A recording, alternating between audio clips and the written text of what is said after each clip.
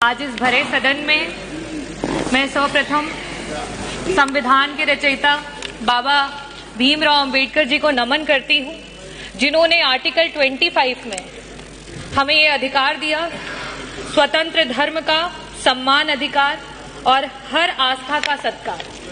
और इसी के नाते आज पूरे देश में और प्रदेश में हमारे बीच में कुंभ का महापर्व जो रहा, उसमें पूरे देश से लोग आए।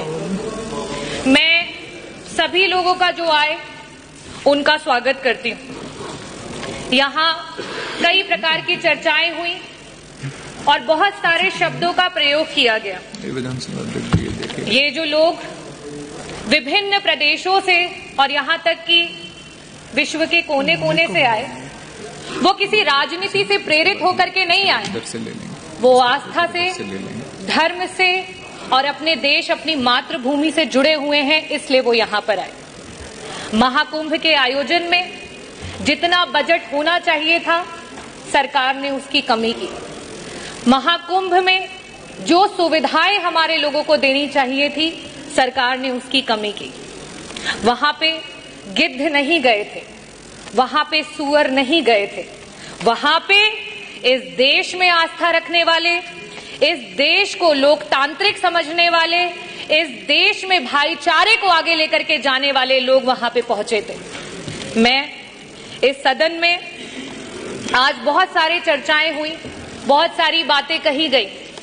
बजट की जबकि चर्चा होती है तो बजट में किस तरीके से डिवीजन होता है उसकी बात होती है। अभी सत्र में कुछ दिन पहले बात हुई कि अंग्रेजी में विधायकगण अपने भाषण दे सकते हैं, लेकिन जब आपके बजट में एलोकेशन की बात आती है, शिक्षा की बात आती है, जो हमारे बच्चे प्राइमरी स्कूल में पढ़ रहे हैं, जिनकी नींव अंग्रेजी से शुरू नहीं होगी, तो वो आगे जाकर के आपके अंग्रेजी में दिए हुए भाषणों को नहीं समझ पाएंगे। लेकिन आप क्या काम कर रहे हैं? जहां 15% कहीं आपकी सरकार बजट दे रही थी, आज शिक्षा में वो बजट गिरा करके 13% पे आ चुका है। ये स्थिति है।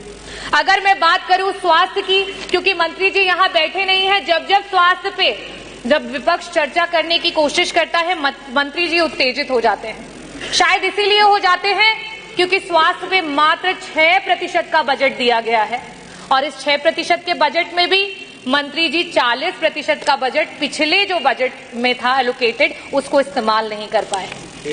अगर हम बात करें ग्रामीण अंचल की, जो उत्तर प्रदेश की 60-70% की आबादी है, अगर हम उसमें बजट के एलोकेशन की बात करें तो मात्र 4% का बजट है, जो 8 करोड़ 8 लाख की आप बात करते हैं, 8 लाख करोड़ की 8 लाख 8,000 करोड़ की बात करते हैं, उसमें मात्र 4% का बजट दिया गया है। और सबसे बड़ी नाइंसाफी अगर इस सरकार में कोई झेल रहा है तो वो हमारा किसान है। पूरे देश का एवरेज औसत अगर निकाल लिया जाए तो बाकी प्रदेशों में जहां किसानों को 6% का बजट मिल रहा है, वहां उत्तर प्रदेश की सरकार में मात्र 3% का बजट है जो हमारे किसानों को दिया जा रहा है।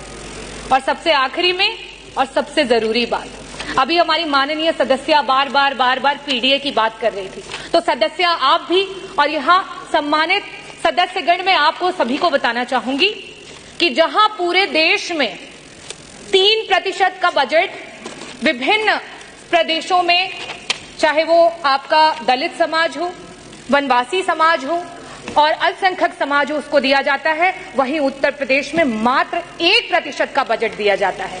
और उस 1% के बजट में भी आपका 30% का बजट ऐसा धरा का धरा ही रह जाता है, विभाग उसको इस्तेमाल ही नहीं कर पाता है।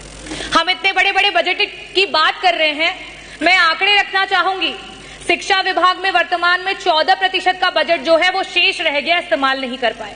स्वास्थ्य में 40% का बजट ऐसे ही रह गया, उसे इस्तेमाल नहीं कर पाए। आवास में 46% का बजट रह गया, जिसे इस्तेमाल नहीं कर पाए। SC ST माइनॉरिटी में 30% का बजट है, जिसे इस्तेमाल नहीं कर पाए। अगर हम सिंचाई एवं बाढ़ नियंत्रण की बात करें, 35% का बजट है, जिसे इस्तेमाल नहीं कर पाए। अगर हम ट्रांसपोर्ट और PWD की बात करें, 6% का बजट है, जो पुराना बजट है, जिसे आप इस्तेमाल नहीं कर पाए। समाज कल्याण के मंत्री जी यहाँ बैठे हैं, 23% का बजट आज ऐसे ही पड़ा हुआ है, उसे इस्तेमाल नहीं कर पाए। कृषि विभाग वैसे ही 4% किसानों को दिया जा रहा है बजट में से, उसमें से भी 10% बजट ऐसे ही धरा का धरा रह गया, उसे इस्तेमाल नहीं कर पाए। तो मैं बजटों पे बहुत बातें नहीं करूंगी, क्योंकि जो पुराना है उसे ही नहीं इस्तेमाल कर पाए तो बड़े बड़े बजटों का क्या हवाई लूटी जाए। मैं बात करना चाहूंगी अपने देश की एकता की, क्योंकि जिस समय यहां अंग्रेजी की बात हुई उस समय उर्दू के बारे में बहुत बड़ी बड़ी बातें की गई। उर्दू में जो लोग बोलते हैं उनको कुछ शब्दों से नवाजा गया। हमारे देश में उर्दू को बड़े ही लगाव से देखा जाता है। हिंदी अगर हमारी मातृभाषा है तो आज का ये जो देश है वो अंग्रेजी से भी नहीं घबराता है, अंग्रेजी को सीखने की पूरी इच्छा रखता है। पंडित ब्रिज नारायण जी, पंडित रतन नाथ सरहार जी, मुंशी प्रेमचंद जी, पंडित आनंद मोहन जी, यहां तक कि उपराष्ट्रपति रहे हुए कृष्णकांत जी, इन सभी लोगों का उर्दू से बहुत लगाव था। तो क्या इनके लिए भी उन्हीं शब्दों से नवाजा जाएगा?